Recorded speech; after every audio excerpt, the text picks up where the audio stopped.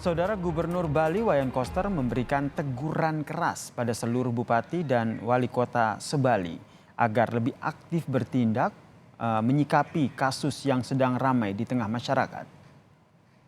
Dalam rapat bersama bupati, wali kota dan juga jajaran stakeholder, Gubernur menegur seluruh jajaran terkait dengan sejumlah laporan ketidaknyamanan dari warga, terutama permasalahan pariwisata Bali yang tercoreng akibat ulah WNA. Aparat diminta proaktif dan jangan lama menangani permasalahan di lapangan.